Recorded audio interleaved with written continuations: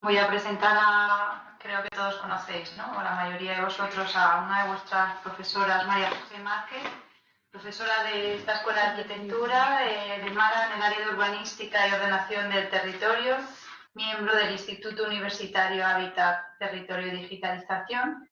Es doctora por la Universidad de Málaga y ha desarrollado su investigación en los campos de la energía, de la movilidad sostenible y de la regeneración de barrios. Su trayectoria investigadora ha sido reconocida con diversos premios como la Bienal de Arquitectura y Urbanismo en el 2016, los premios Málaga de Investigación en el 2020, finalista en la mejor tesis doctoral sobre ciudad, arquitectura y ciencias de la construcción, organizado por el Instituto Universitario de Arquitectura y Ciencias de la Construcción de la Universidad de Sevilla. Hoy el título de su ponencia o de su pequeña intervención es el de cooperativismo en rehabilitación y en...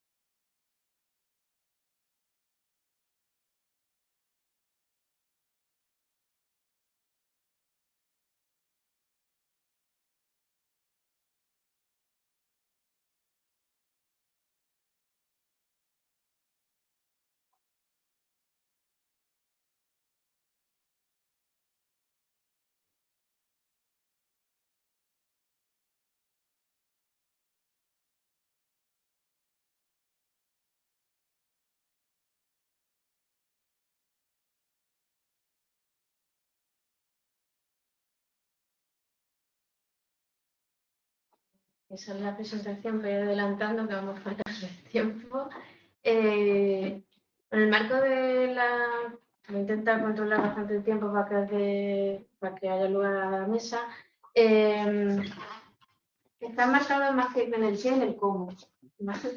¿Por qué? Porque muchos de los temas que estamos viendo, muchas veces en donde se falla es la gestión de todos los recursos, la gestión de poner en marcha determinados proyectos, determinadas iniciativas. Va a ser parte de los resultados de las conclusiones a las que llegábamos en un proyecto, también yo creo que bien, para poneros en contexto, de algunas de las cosas que ha salido, ¿no? Creo que en una de las charlas van a hablar de la cooperativa vecinal de personas mayores y a lo mejor no sabéis lo que son las cooperativas. Entonces, de salida, este proyecto pone en contexto de lo que es una cooperativa. Que tarda mucho en pasar, perdón. Estos son los antecedentes de lo que os voy a contar. Nosotros en el año 2008, entre el 2008 y 2010, realizamos un proyecto de rehabilitación integral del distrito Carretera de Cádiz, planteando estrategias que no solamente tienen que ver con la rehabilitación de viviendas, sino también con la rehabilitación o la reactivación de los espacios públicos. Había estrategias comunes. Pero muchas veces cuando hacíamos las presentaciones de estos proyectos, claro, estamos hablando de distrito de Carretera de Cádiz, los que no sean de Málaga a lo mejor no sabéis, pero estamos hablando de 11 barriadas de un poco como pasaba con Baile Miraflores, no estamos hablando de una gran cantidad de superficies y de edificios que rehabilitar. Y muchas veces nos planteaban esa pregunta de cómo gestionamos esto quién lo paga, ¿no? En la anualidad de 2008-2010, podéis imaginar, tenemos la crisis económica financiera global y ya todavía se acrecenta más el problema, ¿no? en el que nos encontrábamos. Entonces, pues, se planteó en 2014 justamente este proyecto como respuesta a esa pregunta. ¿Cómo gestionar esa rehabilitación integral de los barrios? Que es el que veis aquí, ¿no? Y bueno, estos son macronúmeros que nos gustaba siempre contar con el proyecto porque cuando nos pusimos a hacer cuentas nos asustábamos bastante, ¿no? En realidad, en el año 2013 hubo mucho auge de las políticas que tenían que ver con la rehabilitación integral en cuanto a la reducción de emisiones de carbono. Ahora también estamos dentro del contexto del European Green Deal, que empezó en el año 2019, en diciembre, y todo siempre va a la neutralidad del carbono, ¿no? A la economía neutral en carbono. De hecho, esa es nuestra aspiración como continente europeo, bueno, como Unión Europea, que en 2050 seamos neutros de carbono. Pero, claro, en el caso, por ejemplo, que nos encontramos en Málaga, en climatología del sur, es que a veces los ahorros que se debían a la reinversión de los ahorros energéticos, es decir, tú hacías una inversión y lo que ahorraba energéticamente hablando no compensaban el gasto que suponía hacer esa rehabilitación. Entonces, no es tan económico, digamos, no compensa tanto, no se amortiza la inversión tanto como podía ser en países del norte de Europa, que las amortizaciones de esa inversión enseguida se conseguían gracias a los ahorros energéticos, ¿no? Pero nos encontramos que, por ejemplo, en Málaga, que era el laboratorio urbano que estábamos haciendo, pues es que el consumo energético en edificios es muy pequeño, no, o sea, muy pequeño en comparación con otros gastos energéticos, por ejemplo, el consumo energético y las emisiones, en el caso de la movilidad, superan muchísimo a lo que son las emisiones en edificios. Y nos ponemos a hacer cuenta y decimos, bueno, si cogemos pues, entre 1950 y 1980, porque aparece en el 81 la normativa, la normativa básica que habla por primera vez de la necesidad de aislar térmicamente las viviendas, que es la CT79, las condiciones térmicas de los edificios. Pero anteriormente no había ninguna obligación de aislar las viviendas. Entonces, esa es la anualidad en la que siempre se estaba trabajando. Entre 1950 y 1980 habría que rehabilitar todo el parque de viviendas. Bueno, pues ese coste que veíais, cuando hacíamos las cuentas, nos salían 20.000 millones de euros. Solamente ese parque de viviendas de Andalucía, lo que suponía un 2% del PIB español, que ahora es mucho peor, evidentemente. En cuanto estamos hablando de los costes, el incremento que se ha producido en los costes de la construcción, esto es muchísimo peor. Estos son datos de ese proyecto, ¿no? Y acudiendo al plan que existía en ese momento, el plan estatal de vivienda, lo que daban, digamos, de ayuda, cuando repartíamos esas ayudas, las máximas concesiones que se daban, por lo que podía obtener cada vivienda, por lo que los años que se necesitaban, pues necesitábamos, pues lo que ve ahí, ¿no? 150 años para rehabilitar todas esas viviendas. Es decir, una cosa absolutamente inconcebible, o sea, no tiene ningún sentido. Pero al mismo tiempo, por eso ponemos los datos macroeconómicos y los datos sociales. Al mismo tiempo nos encontramos con todas las consecuencias de la crisis económica de 2008, como por ejemplo el 22,2% de la población española en riesgo de pobreza, lo cual es bastante complejo, porque muchas de estas viviendas a lo mejor acogían a familias que estaban en riesgo de pobreza.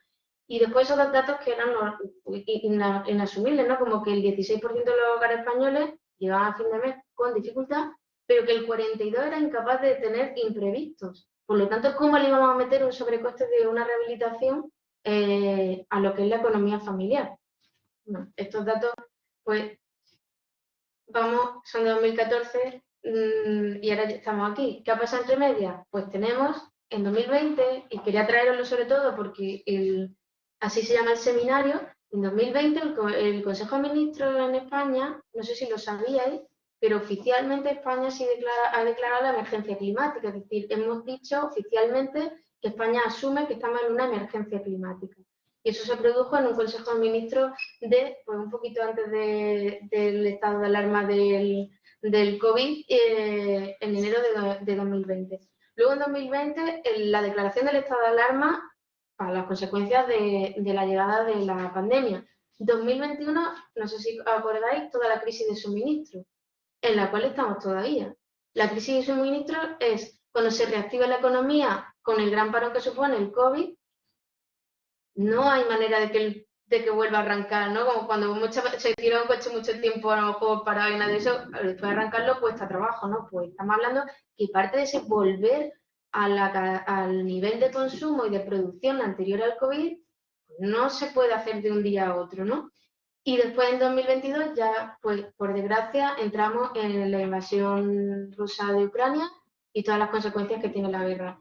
Por lo tanto, no sé si deciros que estamos casi incluso peor que cuando estábamos hablando de este proyecto. Y esta es la realidad que nos ha tocado vivir a todos, ¿no? Entonces, con esto es lo que nos tenemos que apañar. Y todas las consecuencias que vienen de la guerra, como toda la crisis que estamos hablando, de encarecimiento de los precios, con un IPC cercano al 10% que estamos en España, pero que en toda la zona euro está absolutamente disparado, que vamos a seguir con el problema de la crisis de suministro, el encarecimiento global y vamos a seguir con datos de Málaga.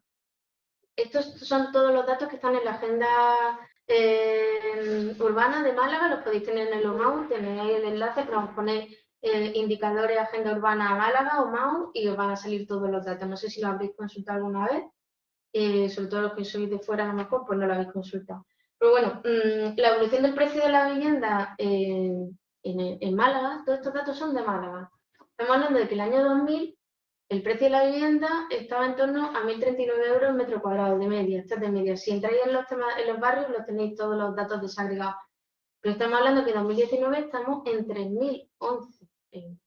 Se ha multiplicado por 3, exactamente por 2,87. Y ahora nos vamos a la renta familiar neta disponible. Cogiendo la misma horquilla de año, en el año 2000, 9.500 euros de renta familiar disponible. Eso es con lo que cuenta para vivir la familia. Y luego llegamos y estamos en 14.000 cuando llegamos en 2019. Debería de haber sido 27.000 si queríamos asumir estos costes de lo que es hacer frente a la adquisición o al pago de una vivienda, de un alquiler. Es imposible con estos datos como estamos viendo. Entonces, claro, cuando estos son los datos, entendemos por qué tenemos la crisis habitacional tan grande que tenemos en nuestro territorio. Y luego, si ya nos vamos a datos de vivienda pública, podemos empezar a llorar todos aquí, no nos vamos, porque como veréis, en el año 95 el 61,8% de vivienda que se hacía en Málaga era VPO y llegamos a ese 2020 con el 0. O sea, ahí lo hemos clavado, 0,0, ¿no? Muy bien, entendemos que en la coyuntura de la crisis, bueno, vamos a decir, pero es que 2019 era 0,7, 2018 10,1, esto es evidentemente es algo absolutamente insostenible, ¿no? Para cualquiera el acceso al perdón. Y luego vamos a la tasa de pobreza también en Málaga. Actualmente, bueno, se hace una homogenización respecto a la tasa global de España y también la de Málaga. Se desagregan los datos hombres y mujeres y bueno, veis que estamos en torno al 20%. Y respecto al umbral de la pobreza, o sea, si lo relativizamos con la riqueza general o la pobreza general en España, llegamos al 22,58. Como veis, no ha cambiado absolutamente nada los datos que os enseñaba de 2008. O sea, estamos hablando de casi un 23% de la población en Málaga que está en riesgo de pobreza, ¿no? Y después también hay un tema que ha salido mucho y yo creo que es bastante importante que lo hablemos, la brecha de género también. El problema que llegamos cuando hablamos de personas mayores, pero en general, la tasa de pobreza también es mayor en las mujeres que en los hombres. Pero además, cuando llegamos a las fases de la vida, pues, de ya de más de 65 años, las brechas se acentúan aún más. O sea, es mucho más difícil llegar a final de mes para una mujer de más de 65 años que para un hombre. Entre otras cosas, pues evidentemente en esta franja, por la falta de a lo mejor de años de cotización, por dedicar su vida a lo mejor a tareas domésticas o tareas del hogar y abandonar pues su propia, digamos, carrera profesional o de cotizaciones. Por lo tanto, bueno, como veis aquí también tenemos los porcentajes de población, creo que también nos han estado hablando, ¿no? Que de los porcentajes de población no voy a incidir mucho más, pero tenéis todos los datos, cómo ha aumentado los porcentajes de población mayores de 65 años respecto a los datos, a la población global de Málaga.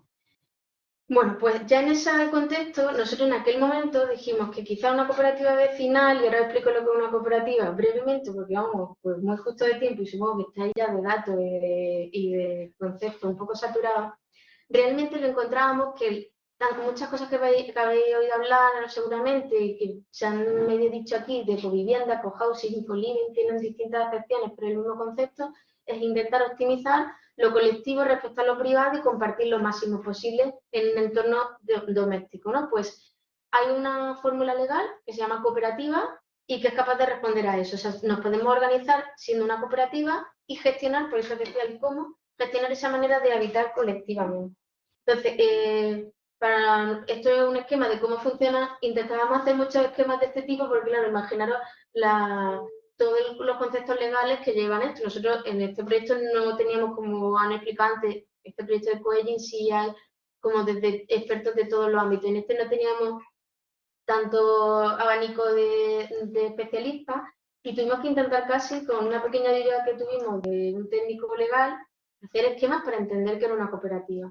Una cooperativa es la organización empresarial más democrática que existe. O sea, al final es como una empresa, digamos, pero con una organización horizontal. Es decir, todos los socios que forman parte de una cooperativa tienen el mismo peso, entran a votar de la misma manera, puedes entrar a una cooperativa y darte de baja en cualquier momento.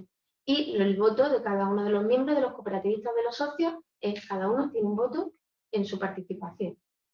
Esa manera de gestionarla además podías hacer que dentro de una cooperativa hubiera muchas cooperativas. Es una cosa que se llama de segundo orden, ¿no? Que una cooperativa puede ser única, una cooperativa pues hay millones de fines.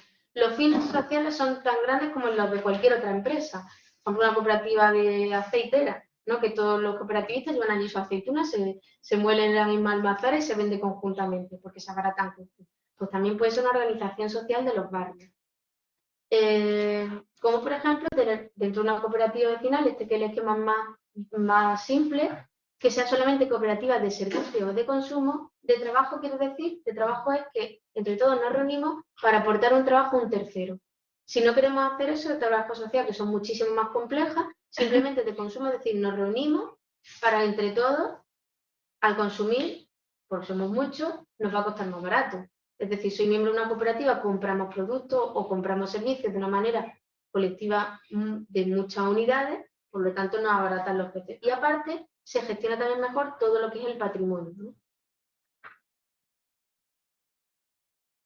Este es el entorno del laboratorio urbano del barrio de Sisto Portillo Vallejo, en Málaga, donde hicimos, para acabar una idea de los números así más grandes, la población eran 1.987 habitantes, 914 viviendas, y nosotros dábamos como una hipótesis que era que todo el mundo se iba a querer hacer cooperativista, es decir, las 914 viviendas iban a entrar dentro de la cooperativa. ¿Para qué queríamos todo esto? Pues para intentar hacer que a los habitantes de estas barriadas vieran que el sumarse a la cooperativa era realmente un beneficio muchísimo mayor que hacer las rehabilitaciones energéticas o la rehabilitación de edificios de manera individual. ¿Para qué? Para ser autónomos, para no depender por ejemplo, suponíamos que no había ningún tipo de ayuda pública, o sea, no había subvenciones, porque en este momento también estábamos con una crisis de subvenciones, con la crisis económica. Sí hay una serie de ayudas de la administración local, como por ejemplo no cobrar el impuesto de construcción, no cobrar licencia urbanística, o sea, que suponía un ahorro, pero no deja de ser algo que dejas de cobrar, no te dan una ayuda extra como dinero extra. Y básicamente se dividían en estos bloques que veis aquí. La administración y gestión de toda la empresa, digamos, de la empresa social, mejorar la accesibilidad. Esto, sobre todo esta zona que veis aquí, son bloques de los años 60 que no tienen ascensores. Cuando venían en este momento a ofrecer proyectos europeos de rehabilitación energética, de hecho venía el ayuntamiento, hubo uno en esta barriada y una asamblea vecinal, solamente daban ayudas para lo que es la mejora de la fachada y la implantación de energías renovables. Claro, estamos hablando de una barriada que los bloques son de baja más 3 sin ascensor. Pues podéis imaginar lo que nos decían todos. Decían, yo si me va a poner un ascensor es que me da exactamente igual que me ponga agua caliente sanitaria con placas, ¿no? Es que no era algo. Y encima que yo, muchas personas mayores que llegaron a Málaga, que venían de pueblos, que vinieron en los años 60, en las migraciones que hubo en los años 60-70, que vivían todavía ahí desde el año que llegaron. Y se encontraban, pues, que a lo mejor tenían 80 años y estaban absolutamente prisioneros en sus casas sin poder salir. No podían bajar porque a lo mejor alguna vivía en el cuarto y había algunas personas que nos contaban que no podían hacer su vida diaria. Y luego la movilidad sostenible, que ahí sí os voy a decir algunas cosas que yo creo que se entienden muy bien lo que es una cooperativa vecinal desde esa perspectiva. Básicamente, ¿cuáles son los beneficios que se obtenían? Bueno, pues lo que os acabo de comentar. Reducción de los gastos, o sea, hacer que los gastos sean lo menos posible y al mismo tiempo, como eres una empresa, puedes obtener beneficios. Puedes ofrecer servicios hacia afuera o a tus propios cooperativistas, con lo que obtener beneficios para tener pues un fondo que decíamos para la rehabilitación, una hucha en la que todo el mundo iba metiendo y luego se repartía en estos beneficios comunes, ¿no? Bueno, básicamente se optimizaban los diseños, por ejemplo, y en el tema de economías de escala, cuando hablábamos con constructoras, nos reunimos con todos los agentes sociales y empresariales que pudimos hablando con constructoras nos decían, es que no es lo mismo que yo vaya a instalar un ascensor a una comunidad de vecinos a que vaya a un barrio completo y tenga que instalar 10 ascensores, que los costes y los márgenes que te doy son muchísimo mayores, como eso todo, porque esto se organizaba, por final todos nos organizamos en los bloques por comunidades de propietarios, pero esto era una gestión que iba más allá de la comunidad de propietarios. Pero luego se obtenían beneficios a través de eso, de gestionar servicios que se le daban, por ejemplo, cuidado a personas mayores, cuidado a niños o los servicios de movilidad. Uno de los temas más... Este es el mapa completo de todo lo que ofrecía la cooperativa de vecinos, ¿no? Teníamos como que estos los que tenían que ver con los servicios de habitabilidad, que tenían que ver con las inversiones que se hacían de mejorar lo que es el edificio en sí mismo, son los primeros, y los segundos son los productivos, o sea, estos son los que suponían gastos, evidentemente, introducir un ascensor, mejorar las envolventes, introducir energías renovables, todo eso seguro que iba a suponer un gasto, pero íbamos a intentar maximizar esto, que todo, pues la administración, el mantenimiento, la limpieza de las comunidades, el suministro eléctrico, todo, si fuera lo más sencillo posible, se contratara en volúmenes muy grandes, lo que suponían ahorro o beneficios. Y de aquí surge el modelo un poco que estamos planteando y que habéis visto antes y que os han contado con el vídeo del coello.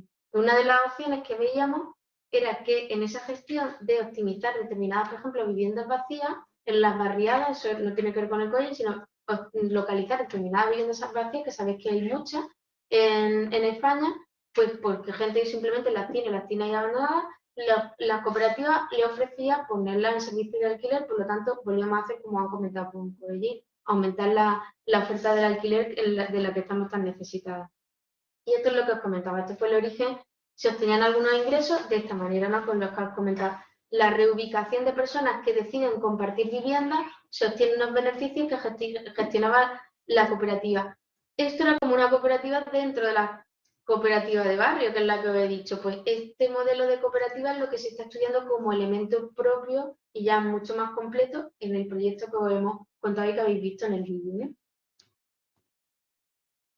Bueno, todo eran como costes anuales de alguien que no estaba en la cooperativa, alguien que estaba en la cooperativa. Todo el rato estábamos viendo qué es lo que se llegaba a ahorrar la gente. En el tema de la movilidad que os he dejado, porque de esto había cuadros de todas las prestaciones de servicio que tenían las cooperativas, realmente era optimizar de qué manera nos movemos y en vez de tener una flota de vehículos que todas las casas tuvieran 2, 3 vehículos, pero uno o dos vehículos, pues es que a lo mejor con una flota de la mitad éramos capaces de satisfacer las demandas de movilidad de toda la población del barrio. ¿Pero cómo? Haciendo una empresa que gestione todo eso. Pero como una empresa de todo.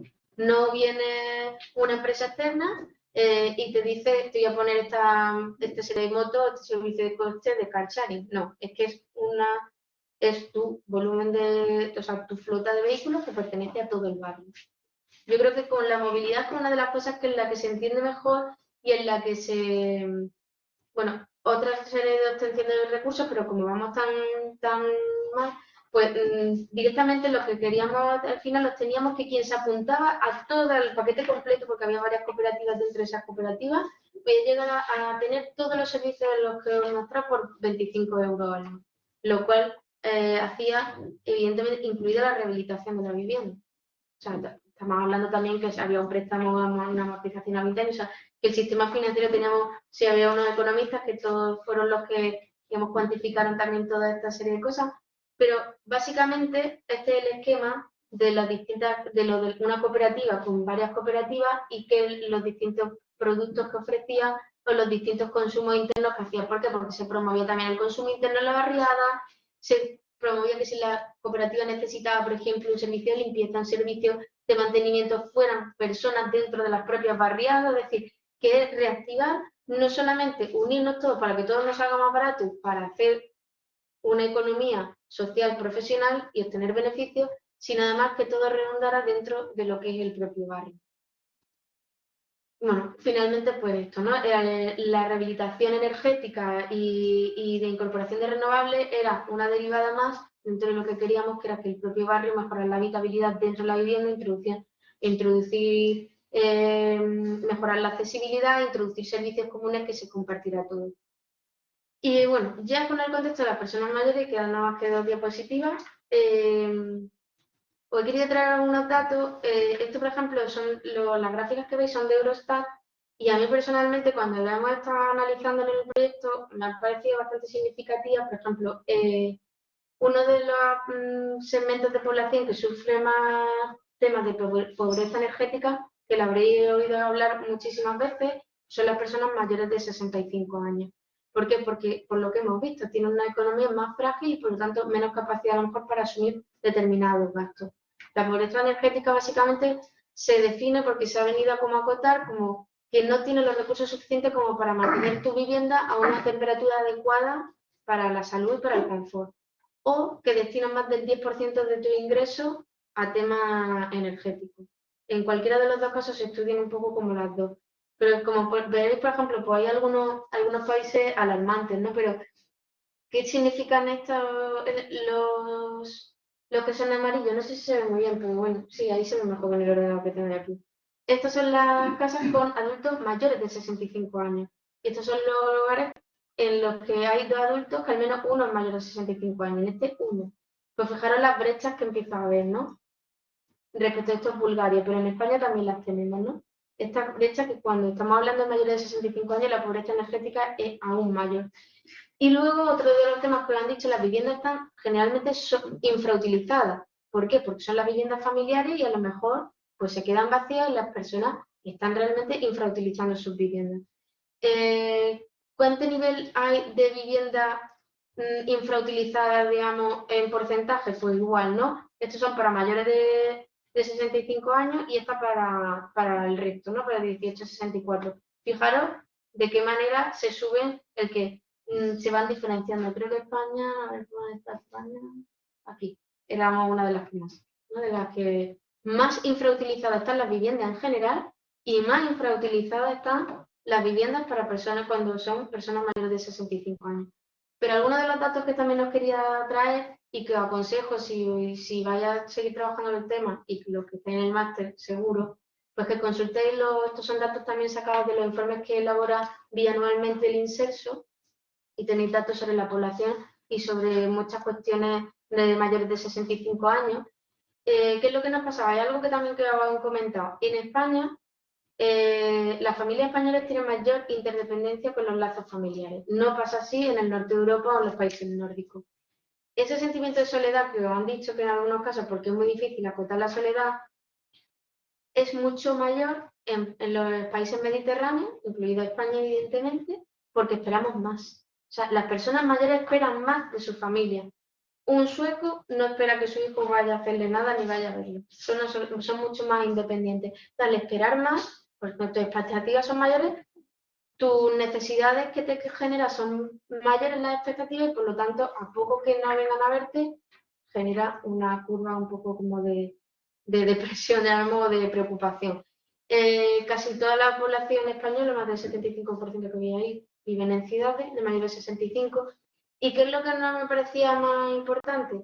Pues que las distancias en los entornos urbanos, cuando estamos hablando que el 75% de la población vive en entornos urbanos mayores de 65 años, en lo que es el entorno urbano se hace mucho más inaccesible, sobre todo en grandes distancias. Si tu familia se desplaza fuera del barrio donde tú vives o si a ti te desplazan fuera del barrio, hacen que esas distancias para una persona mayor que seguramente se va a mover en transporte público o a pie, se conviertan en brechas de distancia enormes. Entonces es una necesidad fundamental generar una red de solidaridad, de ayuda, tanto de servicios como de relación con otros, en el entorno de los barrios, porque si no, esas necesidades no están cubiertas.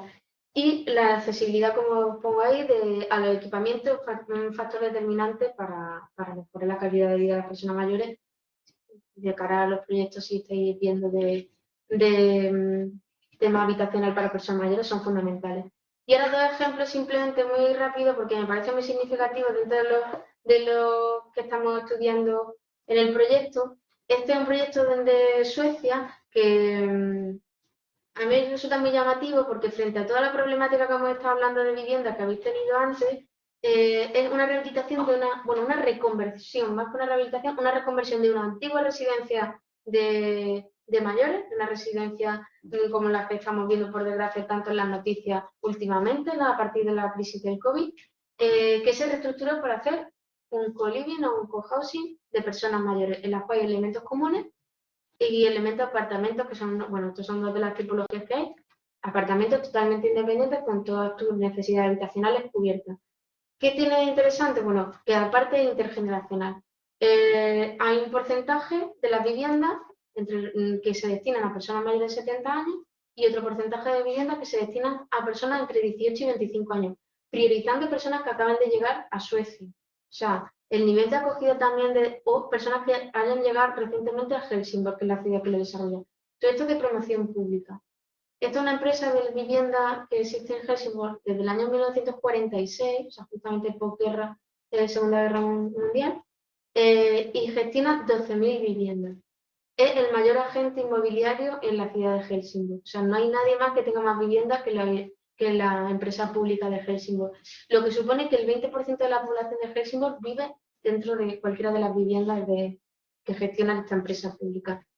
Entonces, tienen la obligación, por ejemplo, de destinar, yo creo que es uno de los elementos más significativos, aparte de que sea intergeneracional, 2 horas a la semana a actividades comunes. O sea, que no solamente es que tengamos, que muchas veces lo de la gestión que os he comentado, no solamente es que tengamos los espacios, una cafetería común, una biblioteca, un gimnasio, es que aparte tendremos que saber cómo gestionarlo. Y en este caso, para proyectos que son colectivos o comunitarios, tienes la obligación de, si reside ahí, de dedicarle al menos 2 horas a la semana, ¿no? Que tiene mucho que ver con esa apuesta de la vida en común. Y otro ejemplo, y ya con este acabo, que me parece muy interesante, es en la ciudad de Treviso, se llama Borgo Mazzini, y es también otro cohousing en el cual se ha rehabilitado toda una zona. Entonces, este es como tiene más que ver con el proyecto de rehabilitación integral, porque aunque no es un barrio completo, es un antiguo monasterio y toda una zona de espacios públicos, de servicios para las personas mayores, de manera que se ha hecho que toda la zona sea accesible, que hay una serie de servicios que están puestos pues, para las personas mayores, pero para también los otros habitantes del barrio, y se han generado, bueno, aparte, una rehabilitación del patrimonio histórico de esa zona, puesto que también es una zona, como veis, ¿no? de una parte de una zona de un claustro y otra zona de nueva construcción. Y ya esta era la última diapositiva, era justamente contar el contexto previo y lo importante que es también saber cómo gestionar toda esa colectivización que tenemos que hacer de la ciudad y de los espacios comunes dentro del hábitat de la ciudad. Ya, eso.